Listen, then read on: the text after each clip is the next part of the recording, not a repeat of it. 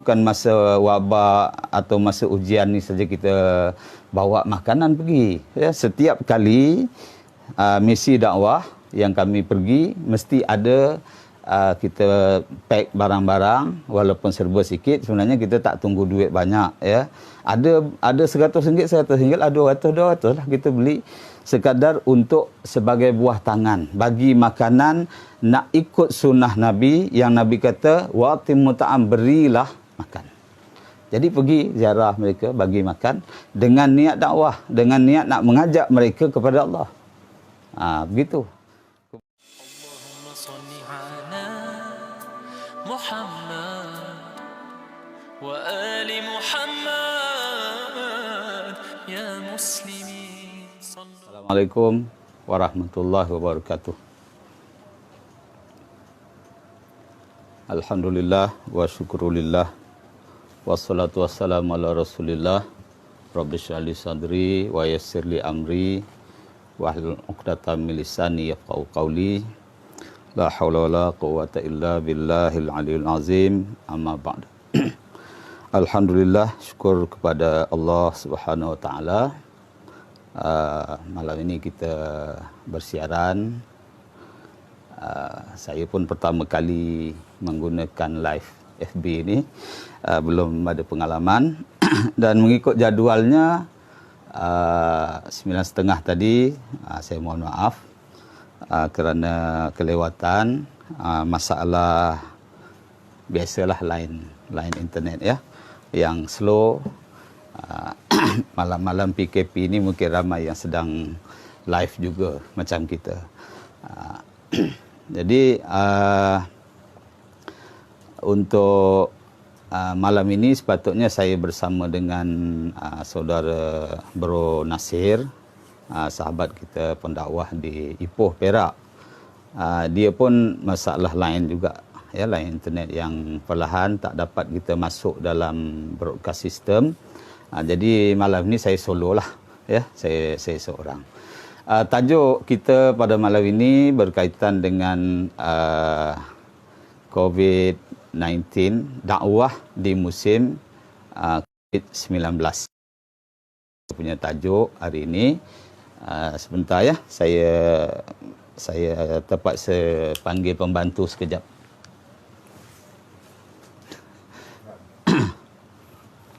Tunggu, sabar sekejap ya.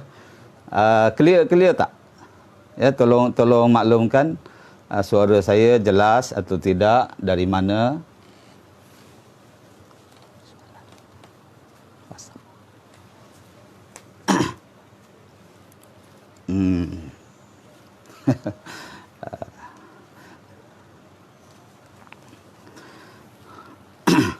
Jelas ya? Saudara Abdul Hanif, Abang Awi Bakri. Wah, ini senior saya dulu di sekolah. Saudara Mamat Ikhwan, Ustaz Ikhwan, Wan Adnan, jauh ya. Semua ada. Oh, orang dari Labuan pun ada, Rio Izaki. Baik,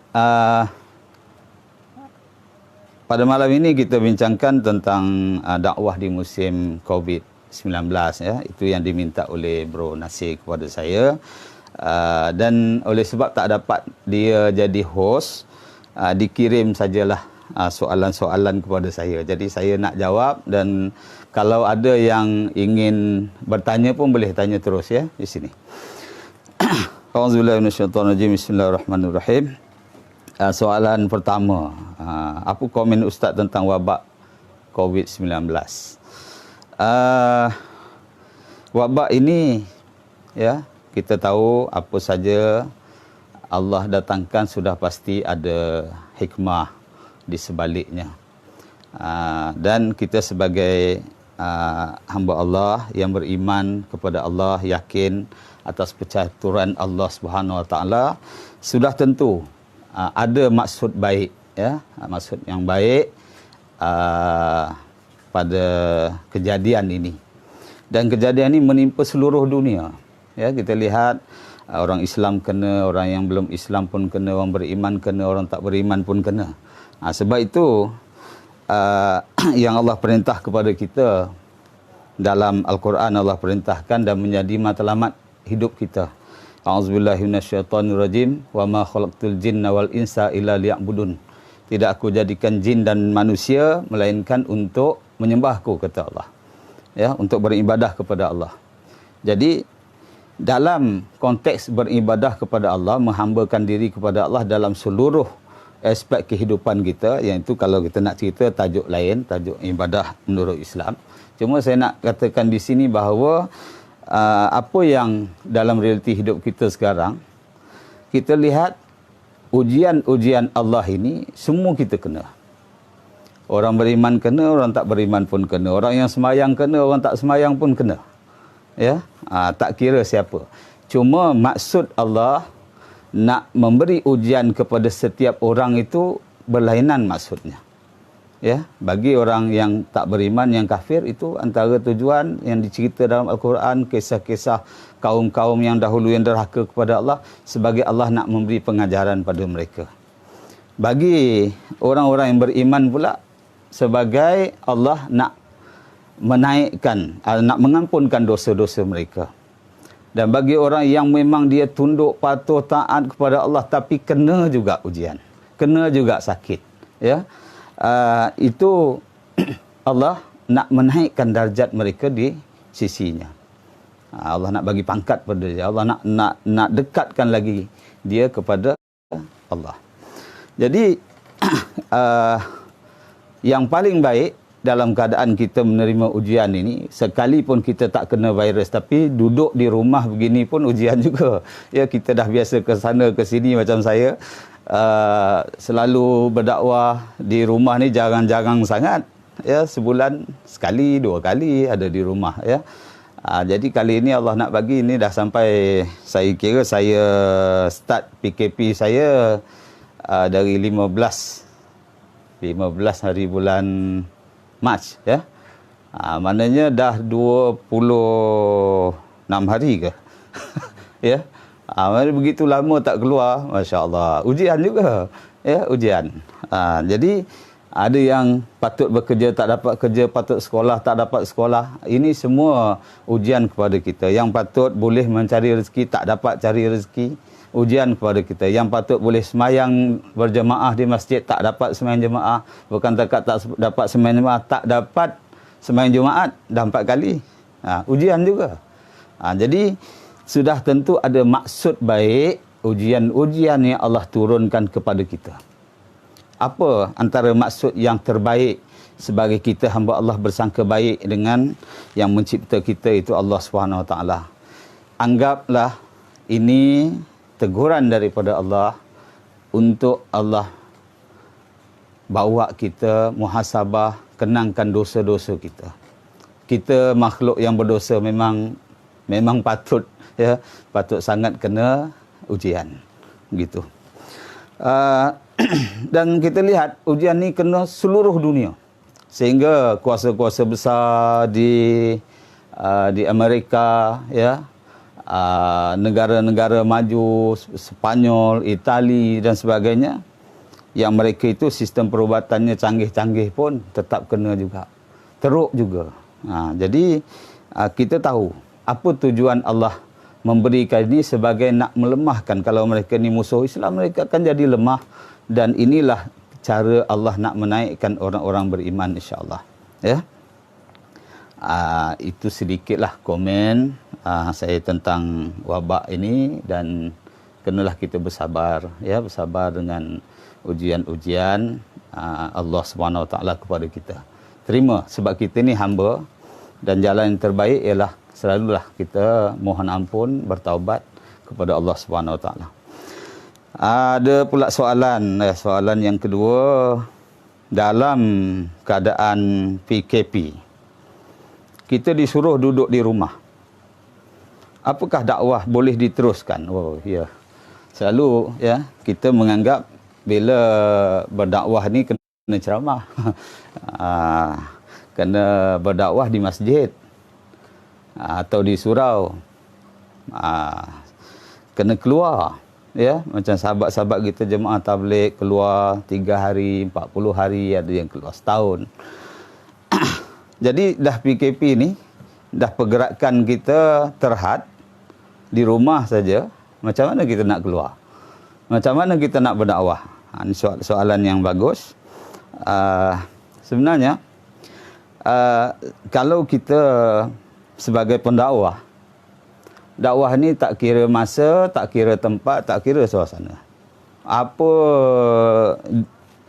keadaan pun, ya, kenalah kita berdakwah, kena kita menyampaikan, kena kita mengajak manusia itu agar beriman kepada Allah SWT. Jadi dalam keadaan PKP yang sangat terhad ini, kita tak boleh keluar di rumah. Di zaman kita, ya, sesuai dengan zaman kita ini, zaman yang canggih, zaman internet, zaman langit terbuka, tak ada sempadan. Jadi kita gunalah teknologi-teknologi yang ada. Kita ada WhatsApp, kita ada Facebook Live macam malam ni. Ini pun satu ikhtiar, ya, ikhtiar saya untuk saya meneruskan dakwah. Selain daripada itu, kita lihat dalam keadaan PKP ni, sekalipun gerakannya terhad, kita ambil ruang-ruang yang kita boleh pergi.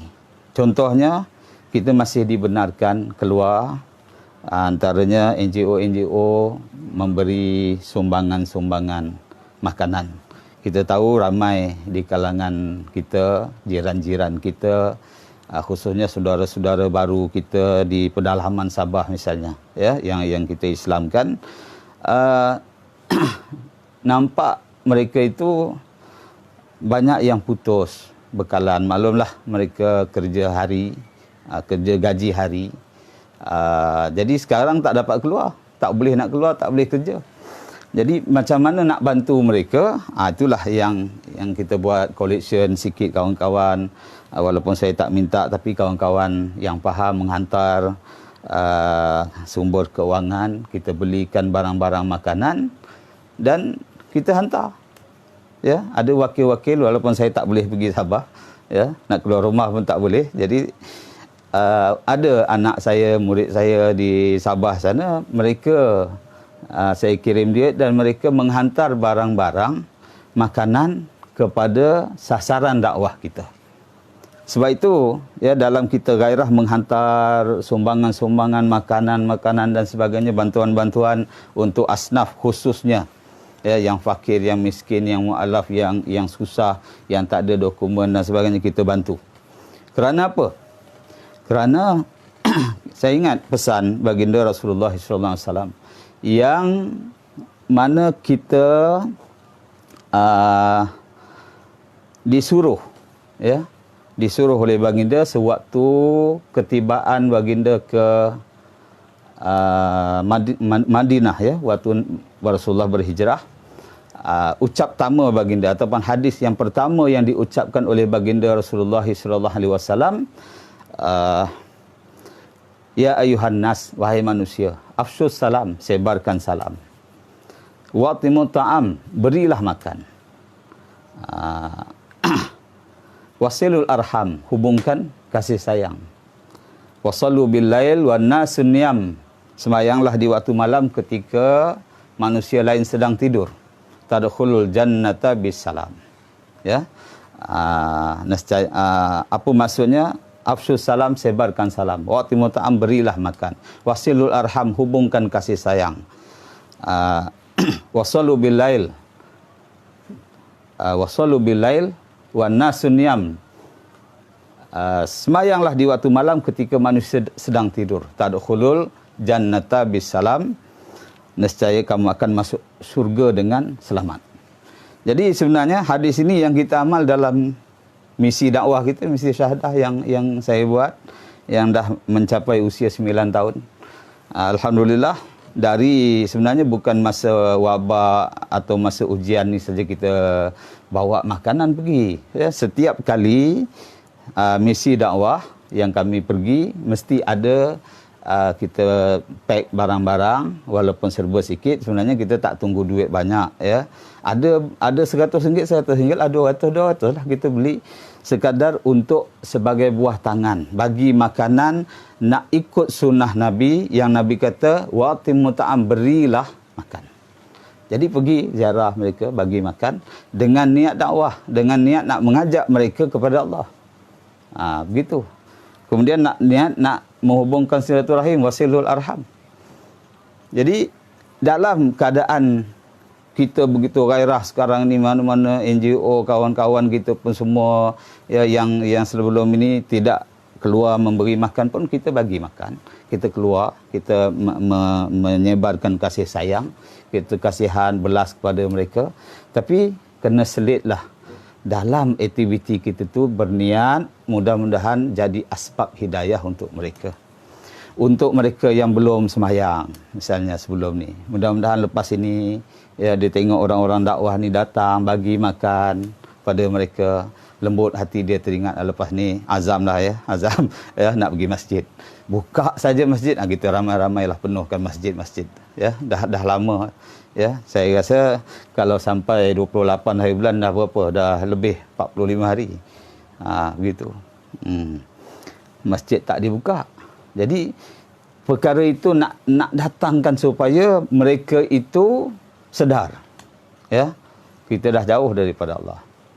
Jadi nak kita, Allah datangkan ujian ini supaya kita dekat kepada Allah, kembali kepada Allah Subhanahu Wa Taala. Bagi yang belum Islam, bukan kita bagi hanya kepada yang Islam saja, kita tak pilih-pilih ya. Siapa saja hamba Allah, manusia, kita bagi. Bawa makanan, alhamdulillah sehingga ini dah 1000 lebih lah yang kita bagi sumbangan pada mereka. Yang belum Islam pun kita bagi makanan, dan dengan cara itu mereka lembut hati, teringat, oh patutnya aku ni jadi Islam lah ya. Patutlah aku ni benar-benar yakin bahawa Allah itulah Tuhan, Nabi Muhammad tu Rasul. Alhamdulillah sepanjang dakwah kita ni ada dampak orang. Dampak dah memeluk Islam. Ada yang masuk Islam tu sebab apa? Sebab dapat makanan lah. Ya. Lapar sangat, bila dia tengok kita bagi-bagi pada orang, dia pun datang bagi pada dia, cerita ya, dia pun bertanya-tanya tentang Islam, kita pun ceritakan tentang Tuhan, kenalkan Allah itulah Tuhan kita yang sebenar. Alhamdulillah jadi Islam. InsyaAllah esok dia akan bawa 3 lagi cucu dia masuk Islam. InsyaAllah ya, doakan ya, ada 3 orang lagi.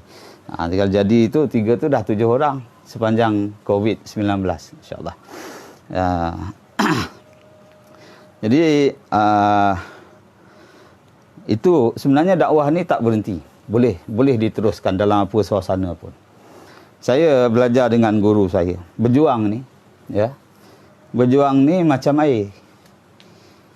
Air sifat yang lembut itu bila dia terhalang, dihalang oleh musuh, tak boleh pergi misalnya, atau terhalang oleh keadaan-keadaan macam sekarang ini, dia akan mencari jalan. Air tadi dia akan cari jalan.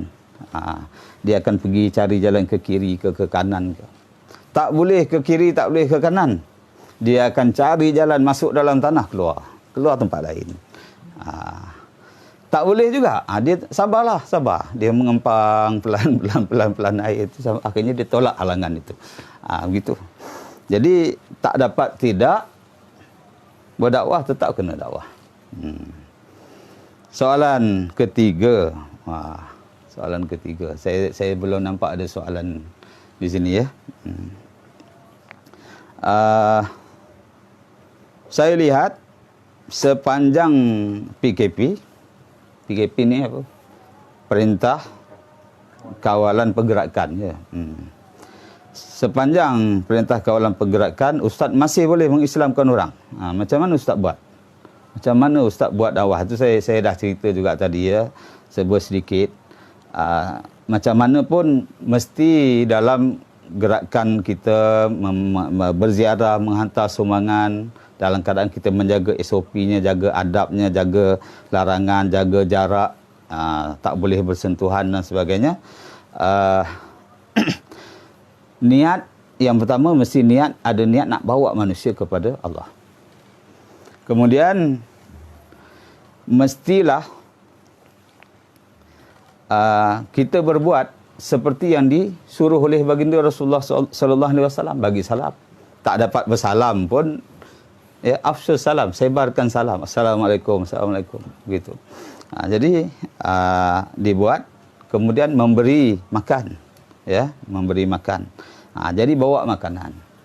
Bawa makanan, berilah kepada mereka yang menjadi sasaran dakwah kita itu. Yang paling penting sekali, kena faham bahawa kita adalah hamba Allah yang diperintahkan perkenalkan Allah kepada umat manusia ini.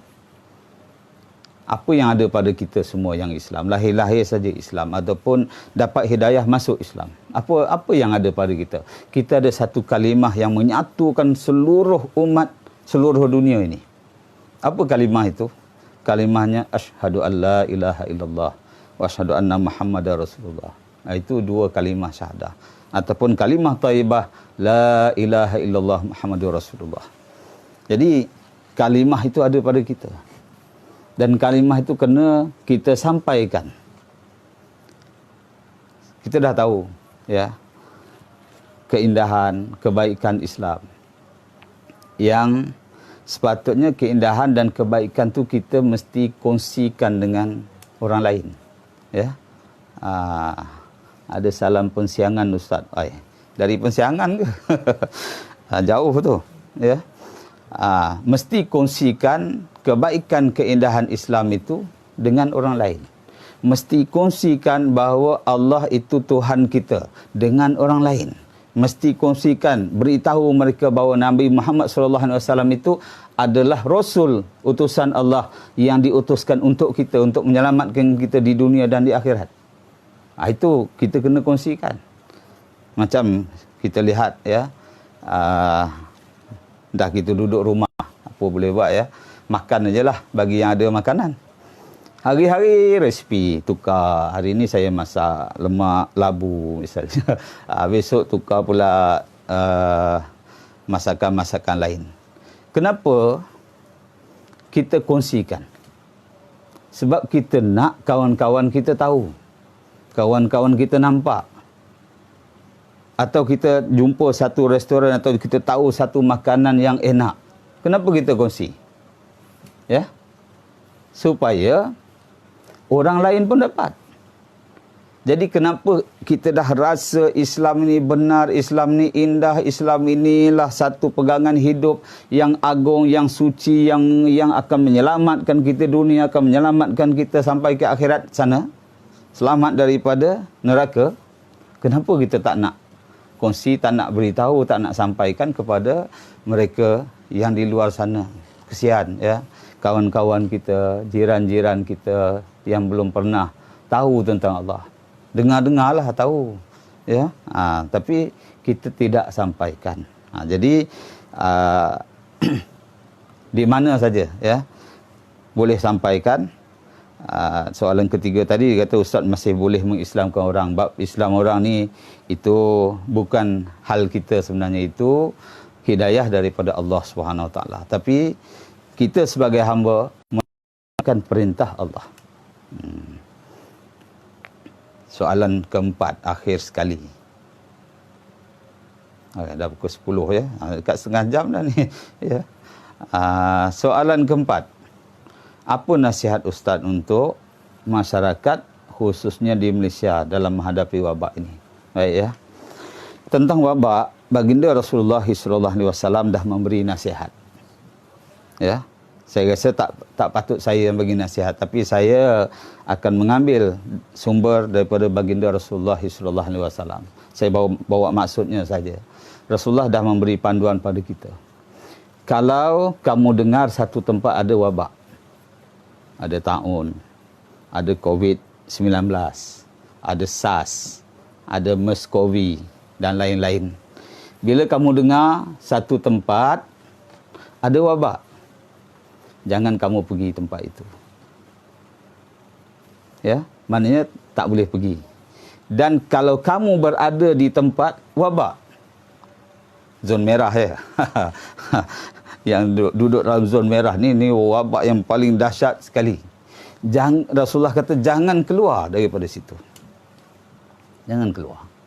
Jadi masuk tak boleh, keluar pun tak boleh. Bagi yang belum berada di kawasan wabak, jangan masuk tempat kawasan wabak tu. Bagi yang berada di dalam kawasan wabak tu, bertahanlah di situ.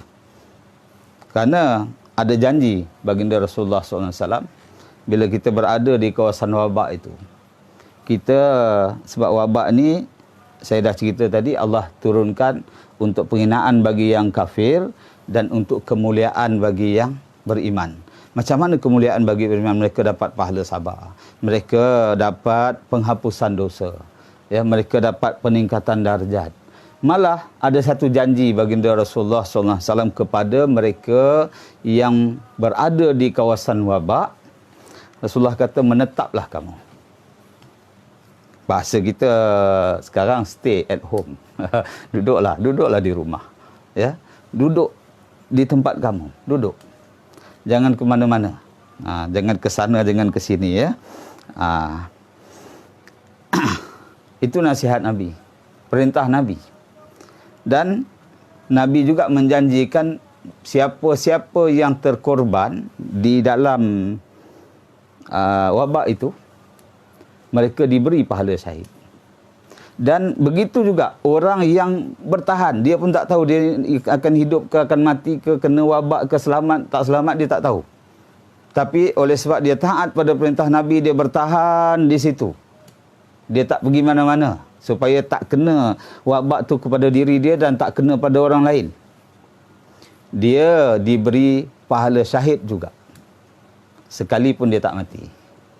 Ini janji, bukan senang nak dapat syahid. Ya, orang nak berjuang dapat syahid, kena pergi berjuang di medan perang macam zaman sahabat dahulu. Ya, kita sekarang dah dibagi peluang, duduklah di rumah. Ya, duduk di rumah. Saya ingat apa yang berlaku waktu pada tahun ke-18 Hijriah. Ya. Waktu itu di negeri Syam, khususnya Palestin, ada satu kampung namanya Amwas. Kampung itu atau tempat itu, waktu itu Palestin itu termasuk dalam kawasan Syam. Yang gubernurnya adalah Sayyidina Abu Ubaidah Al-Jarrah. Sayyidina Umar Ibn Khattab jadi Khalifatul Mukminin. Ya, waktu itu dia nak berziarah lah, nak jumpa sahabat ni, Sayyidina Abu Ubaidah ni. Sampai di satu tempat, dia lihat Sayyidina Abu Ubaidah dah keluar dari kawasan dia. Dan memberitahu bahawa di tempat dia ada wabak. Wabak tu dahsyat. Ya, saya dipahamkan badan ni akan timbul bonjol-bonjol. Bonjol-bonjol. Dan akhirnya pecah. Pecah mati. Memang dahsyat. Ikut rekodnya dalam 20 ke 25 ribu. Ada yang kata sampai 30 ribu yang syahid waktu itu. Kerana wabak itu. Termasuk gubernur Sayyidina Abu Ubaidah Al-Jarrah, Sayyidina Syurahbil, Sayyidina Mu'az bin Jabal pun. Ya. Akhirnya datang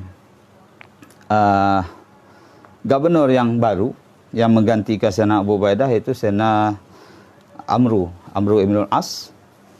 Dia melihat, ya, dia mengkaji wabak itu. Dia kata wabak ni sifatnya macam pancaran api, menyambar. Jadi kalau dekat, dapat dia sambar. Kalau dekat, duduk dekat, dia sambar api. Sebab itu diperintah oleh Sayyidina Amru, hendaklah kamu duduk jauh. Apa istilah kita, penjarakan sosial sekarang. Duduk jauh. Duduk berjauhan supaya api tadi atau wabak tadi tak menyambar. Macam COVID-19. Dia, bila kita duduk jauh, kalau ikut kajian sainsnya, 1 meter, ada yang kata sampai 2 meter. Jadi tak sampailah. Ya. Pada adatnya tak sampai.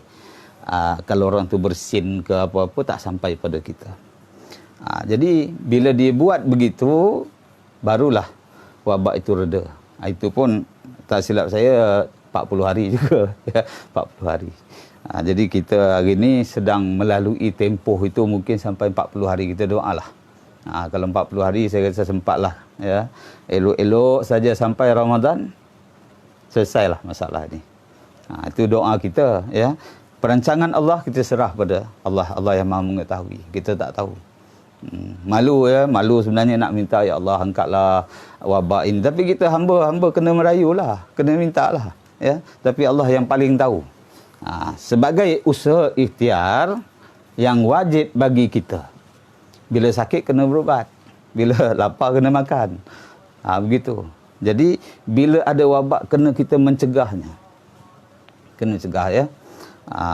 Jadi mesti kita ikut langkah-langkah pencegahan yang telah disahkan, dah disusun oleh kerajaan melalui Kementerian Kesihatan. Itu kaedah dalam Islam ini. Dan saya belajar dari guru saya dahulu, ya, usaha lahiriah berbanding dengan bantuan daripada Allah SWT dalam perang apa saja. Kalau dianggap kita ini sedang berperang pun, sebenarnya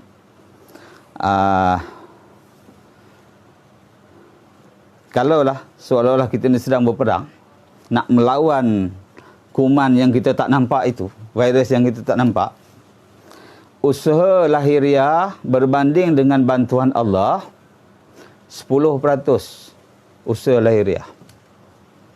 Bantuan Allah tu 90%. Kenapa sikit sangat 10%? Sebenarnya bila kita tak berjaya sekarang ni 10% tu pun tak sampai lagi. Mungkin kita baru 1-2%, kita tak tahu. Usaha lahiriah kita sebenarnya banyak lagi usaha-usaha lain yang kita kena buat. Yang kita buat penjarakan sosial ni hanya sebagai nak memutuskan rantaian, itu salah satu kaedah. Tapi bagi yang dah kena, nak kena kita cari jalan, rawat dia. Ya, alhamdulillah dah makin ramai yang sembuh, syukur kepada Allah. Begitu. Dan yang paling penting, mesti ada hubungan dengan Allah.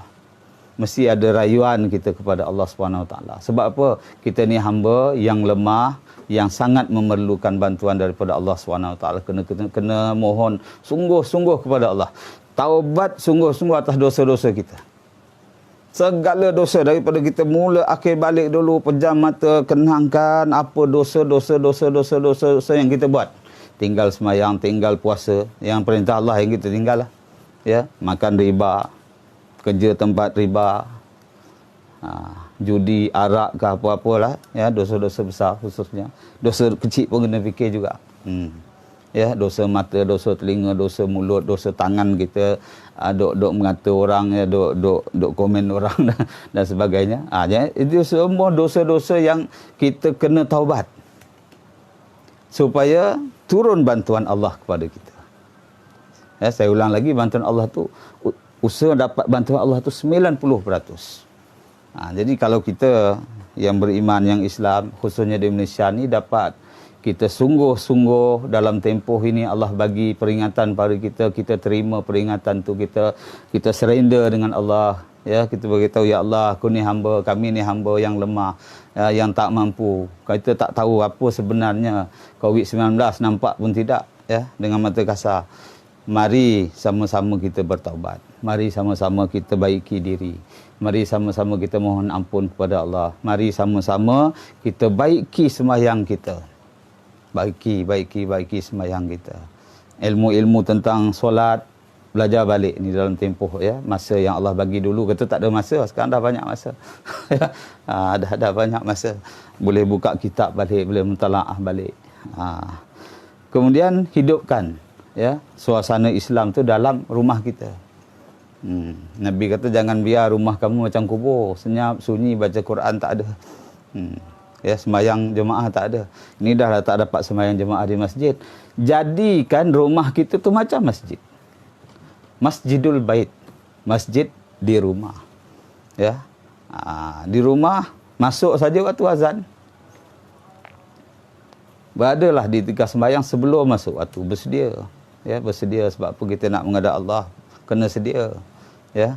Kita nak buat live ni pun kena sedia, tak sedia tengok kan dah terlambat 10 minit tadi. Gitu. Jadi kena bersedia. Di tikar semayang, di sejadah kita, ajak anak, ajak isteri kita duduk berselawat, zikir, baca Quran sementara nak tunggu waktu. Masuk saja waktu azan, ya. Seorang anak kita azan.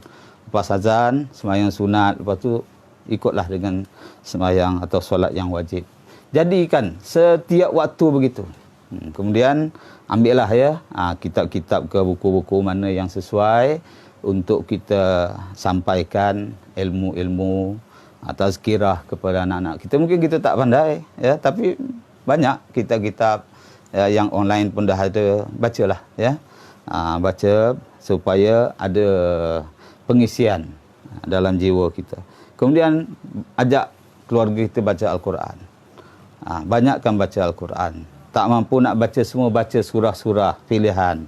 Baca surah Al-Kahfi, baca surah Yasin. Supaya kita ni dekat dengan Al-Quran. Nak kata kita cinta pada Allah, bacalah surat cinta dari Allah. Itulah Al-Quran. Ya. Jadi ada soalan ke? Saya tak ada. Kalau ada soalan, hantar je ya. Boleh WhatsApp saya atau hantar saja komen. Untuk masa akan datang insya-Allah kita saya akan cuba lagi buat live seperti ini ya. Maklumlah ini pertama kali live. Sepanjang PKP ni rumah saya dah dibuat sikit renovation lah. Jadi baru cat, baru apa, baru sudut ini yang okey, yang tuan-tuan nampak ni baru yang okey.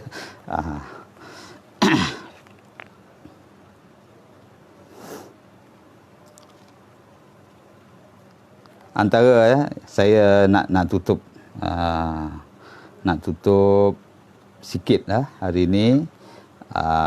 Saya nak bacakan sedikit daripada buku ni ya. Buku apa tu? Kapsul Iman. Satu Obat Seribu Rawat ya. Ini buku yang Allah izinkan saya menulisnya, menyusunnya. Saya nak baca hadis saja tentang taubat ya. Taubat. Bertaubatlah dengan taubat nasuha. Rasulullah sallallahu alaihi wasallam bersabda, tidak menjadi dosa besar perbuatan yang disertai istighfar, dan bukanlah dosa kecil sekiranya dilakukan berterusan. Dosa besar macam mana minta ampun dengan Allah, insya-Allah Allah ampunkan. Nak hari-hari live insya-Allah Abang Ji daripada Pulau Pinang. Assalamualaikum. Dan bukanlah dosa kecil sekiranya dilakukan berterusan. Dosa kecil hari-hari buat, tiap-tiap masa buat. Apa antara dosa kecil yang paling kecil? Dosa kecil yang paling kecil bersangkutan dengan mata. Ya. Buka saja Facebook, buka saja YouTube kita, mata kita memang tak boleh jagalah ya. Kalau tanpa iman, kita tak ingat Allah tu Maha melihat kita. Dosa kecil tak dikira dosa kecil kalau dia dibuat secara berterusan. Kena ingat terjadi dosa besar. Kalau ada dosa besar, kena mohon ampun, kena bertaubat kepada Allah SWT. Kemudian Rasulullah SAW bersabda lagi, maksudnya siapa yang melakukan satu dosa, maka akan tumbuh pada hatinya satu titik hitam. Sekiranya dia bertaubat, akan terkikislah titik hitam itu daripada hatinya. Dan jika dia tidak bertaubat, maka titik hitam itu akan terus merebak. Jadi macam virus ya, merebak. Hingga seluruh hatinya menjadi hitam. Kalau hati dah hitam, payah nak dapat hidayah. Kalau hati dah gelap, asyik benci dengan orang, nak bergaduh saja. Ya. Jadi kena kita ada hati yang putih bersih. InsyaAllah ya. Apa soalan, apakah harapan Ustaz untuk kita perlu buat selepas wabak ni berlalu, supaya kita tidak silap meraihkan kemenangan. Soalan yang baik ya dari Abang Hairi ya, Hairi Abdul. Manusia ni sifatnya, kalau dia susah memang dia cari Tuhan. Bila susah memang dia selalu mengaku surrender dengan Allah, mengaku kalah, mengaku lemah. Tapi bila dah berlalu ujian itu, biasa lupalah. Biasa lupa. Sebab manusia ni memang, ya, nama pun al-insan yang pelupa. Jadi supaya kita tak lupa, ingat mengingatlah. Kalau waktu COVID-19 ini, kita boleh tutup semua tempat-tempat maksiat. Tak ada orang nak saman gitu pun. Kalau tutup. Terpaksa juga tutup. Kenapa lepas wabak ni berlalu nanti, nak dibuka balik? Rasa tak ada manfaat pun, ya.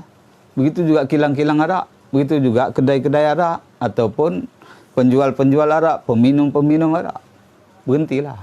Taubatlah. Kalau ia memerlukan kuasa, perintah daripada kerajaan, kita minta kerajaan kita ini yang baik ini, yang begitu prihatin terhadap rakyat ni, tolong. Selepas ini jangan buat lagi. Kalau ada urus niaga kita yang riba sebelum ni, hentikan. Hentikan. Lepas ni apa nak buat? Ramai-ramailah pergi masjid. Ramai-ramailah bertaubat. Ramai-ramailah baiki diri. Ramai-ramailah kembali kepada Allah. Tunjukkan syukur kita kepada Allah SWT. Ni ya, kalau selepas, ya, lepas ni jaga keluarga baik-baik, jaga kesihatan baik-baik, jaga kebersihan baik-baik. Teruskan berdakwah, teruskan mengajak manusia kepada Allah SWT sebagai menyatakan rasa syukur kita kepada Allah SWT. Allah baru bagi sikit daripada kita ni, belum banyak lagi, ya. Allah bagi sikit aja, nak bagi kita rasa. Sedangkan ujian-ujian akhir zaman yang akan datang nanti, datangnya Dajjal, datangnya Duhan dan sebagainya, Masya Allah, kita tak tahu, ya, waktu itu iman kita macam mana. Jadi ini peluang Allah bagi kita sedar, kita taubat, kita tingkatkan iman kita jadi orang yang benar-benar beriman kepada Allah. Ini peluang, ya. Ini didikan yang Allah bagi secara merata. Ini peluang sungguh, ya. Jadi gunakanlah peluang yang baik ini. Jadi saya suka cerita di sudut positifnya, walaupun banyak sudut negatifnya wabak ini, tapi Allah Maha mengetahui, kita ambil yang positif, ya. Positif itu penting pada kita, tapi bukan positif COVID-19, minta jauh lah. Saudara Syafiq tanya, betulkah COVID ni tanda dunia nak kiamat? Salah satulah dalam hadis menyebut bila dekat kiamat tu banyak wabak. Begitu, ya. Betul lah tu. Kiamat kubra, dihancurkan seluruh dunia ini. Semua mati. Kiamat sugra, kiamat kecil, kita mati. Ya. Jadi tanda kiamat lah tu.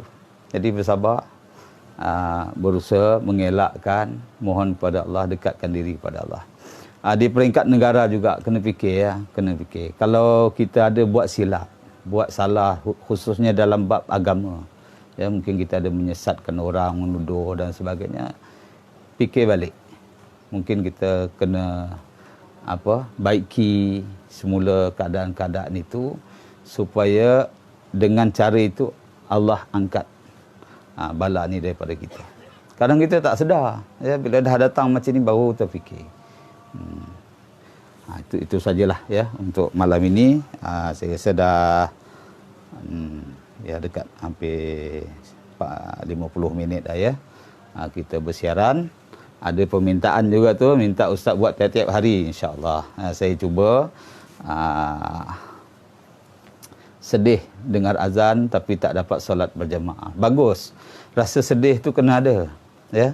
Rasa sedih kena ada. Apalah dosa kita sebenarnya sampai Allah keluarkan kita daripada masjid. Yang patut kita, kalau ada bala ujian, patut pergilah masjid. Tapi yang kali ni tak dapat, memang tak boleh. Kalau ikut perintah Nabi, ikut sunnah para sahabat pun memang tak boleh. Nak kena berada di rumah, kena semayang di rumah. Sallu fi buyutikum, semayang di rumah. Memang sedihlah. Supaya kesedihan itu ada dalam hati kita, lepas saja wabak ini, bersyukurlah kepada Allah, pergi masjid, bersihkan. Taharah kena jaga. Jangan lagi tak pakai kasut dalam tandas. kaki yang tak berkasut itulah kita bawa ke tempat solat. Tempat solat kita dah jadi najis. Menajiskan pula orang lain yang tak tahu. Sembahyang jadi tidak sah. Ya.